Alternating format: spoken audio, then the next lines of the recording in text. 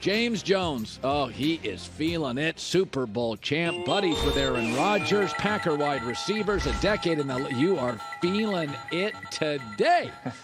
I will say this. They committed to the run, and it made Aaron's life much easier. I also criticized Aaron. I said, these young receivers get close to Thanksgiving. Things are going to get a little better here. What do you think changed for Aaron? Because I felt, even though they'd had some drops and they screwed up routes, I felt like he went into that game, in fact, the last couple of weeks, kind of like, I got to make this work. That's what it felt like to me, that Aaron just came to terms with, This is what I got, right? Yeah. And I think you're right. And the main thing is they've stuck to the game plan, right? These last couple games when they've been on this 5-game losing streak, right? When one little thing went wrong, it's like, okay, let's throw it 50 times. And let's go away from what we do best. Let's go away from the run. And let's try to throw it 50 times and try to get these young receivers some experience and all that. But that wasn't winning games. Yesterday, you've seen them go down by 14 points. And they still stuck with the game plan, running the football with Aaron Jones and A.J. Dillon. And everybody is talking like, how is the Cowboys letting Aaron Jones and A.J. Dillon run all over them? Well, Aaron Rodgers is not Lamar Jackson. He's not Justin Fields about to run outside the pocket and all that type of stuff. But you've seen the last play of the drive to Allen Lazard when he faked the read option and hit him on the quick slant. Yeah. You have to account for Aaron Rodgers' arm in the passing game because he will hit you with those tricks, and that's what holds the defenders. But I was really proud of the Packers because they stuck with the game plan, even down 14, and that is their formula for success on the offense. And if they can get Christian Watson, I ain't saying he got to score 3 touchdowns every game, but if they can find him to get a couple explosive plays in some of these games a couple times a game, this offense is going to be right where they want to be. I didn't think Dallas played poorly. I thought Dallas was Dallas. Costly penalties, not good on third down. Like, I didn't think Green Bay beat a Cowboy team that was lousy. I thought they beat a Cowboy team that I don't trust in big spots. I trust Aaron more than Dak. I probably trust LaFleur a little more than Mike McCarthy. But as you watched, I didn't think Dallas was bad. Yeah. I didn't. Did you? No, Dallas played a really good game. Dak Prescott had it going early. They were running the ball at will. CeeDee Lamb had it going. The Dallas Cowboys was the Dallas Cowboys. I just think this is the Green Bay Packers team that we thought we were getting week 1, week 2, week 3, week 4. We thought this was going to be a really good football team. Has a lot of big-time players on the defensive side of the ball. You still have Aaron Rodgers. You have a solid offensive line. We thought that this was the Green Bay Packers team that we thought we were going to get in the season, and they came out and played like that and really beat a good Cowboys team. Now, I did feel like Coach Mike pressed on that field goal opportunity at the end of the game. You have to kick that field goal and make Aaron Rodgers in overtime have to go score a touchdown. Okay, so Aaron barks at Matt LaFleur. I don't have a problem with on-field emotion. Didn't bother me at all. Yeah. He was. Do you think he was barking at him because he got too conservative running? What do you think it was?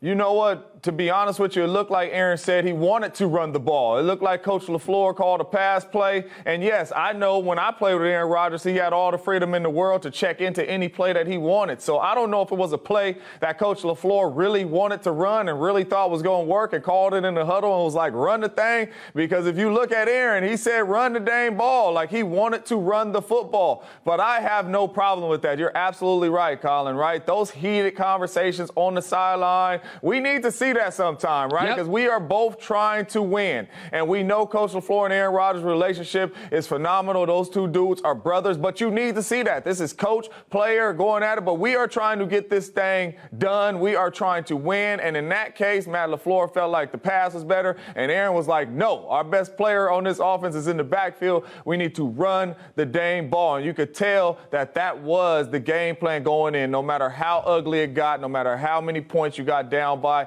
Aaron Jones touches the rock because he's lightning in a bottle in the run game and pass game. You know, I'm not a big fire the coach guy, but Denver was off a bye. The Titans were missing 5 defensive starters. 5. They went to a backup quarterback who fumbled. I mean, Tennessee was off an overtime road game. Denver had extra prep, and if not for one blown Titans coverage down the left sideline, Denver didn't score a touchdown. And I'm to a point, James, people have families. I'm not a fire guy. But to me, the buy was, okay, let's see some new things schemed. Let's see some new tricks. I've seen Stafford first year with the Rams off a bye. I've seen Brady first year with the Bucs off a bye. And it feels like, with Brady, there's a little switch flipped.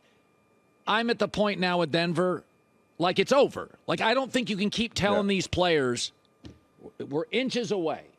I mean, I think I would make a move at Thanksgiving. What would you do with Denver's mess right now? Well, number one, right, when you watch the Denver Broncos play, they're not inches away. This is a terrible offensive football team, and I do not see it changing no time soon. And the crazy thing about it is they have playmakers. You have Jerry Jeudy. You have Cortland Sutton.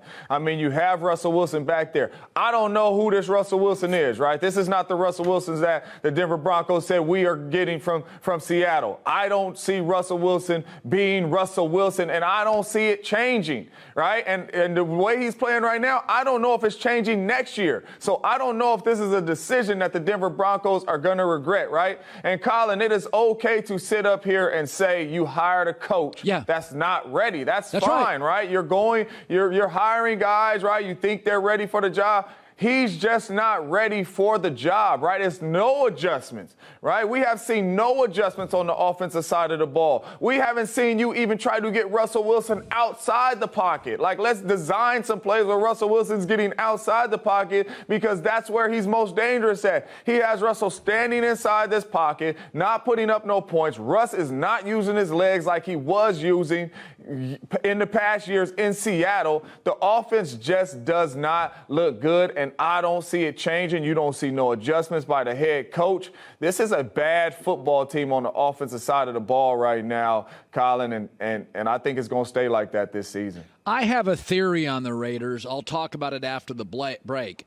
But I think they've had so much chaos that I don't think you can get rid of Josh McDaniels. I don't think that. I think there's reasons for why they're struggling. Some of it is they've had injuries to key guys. Yeah. But, Derek Carr came out publicly and kind of made comments about it's not right. And Devontae Adams made comments a week ago, it's not right. Derek breaks down at the podium. Could I suggest this? The Derek Carr thing's been great, right?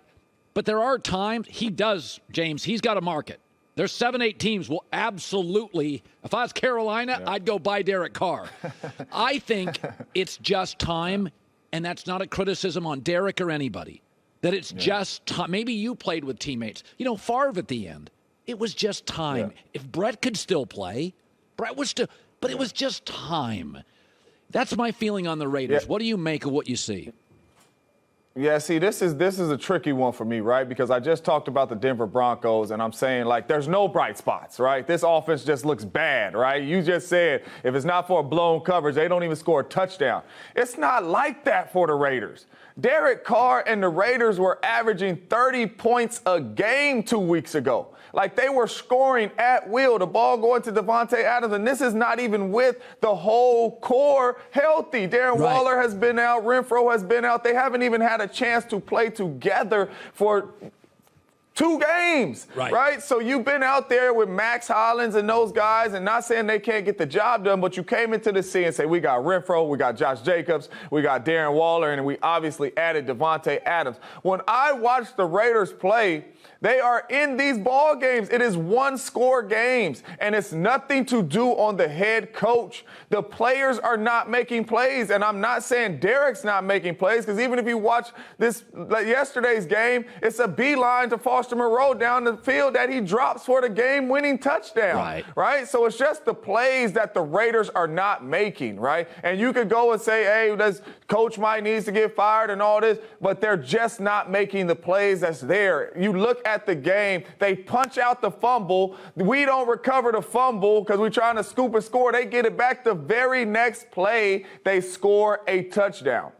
It's the plays that the Raiders are not making. It's not scheme stuff and all that. It's just the plays that they're not making. That's why they are in these one-score games. They just have to make the plays at the end of the ball game. I'm not ready to give up on my brother Derek Carr. I'm not ready to give up on Josh McDaniels. I think these two dudes are going to be great together. They just got to finish the game, Colin. All right, good stuff. James Jones, first things first. He'll be on it, the former Packer, after our show. He's got a Super Bowl ring. James, good seeing you as always. Appreciate it. Hi, everybody. Thanks for watching. Subscribe here to get the latest from the show. Also, be sure to check out more of the best clips from The Herd or go watch a few segments from other shows on FS1.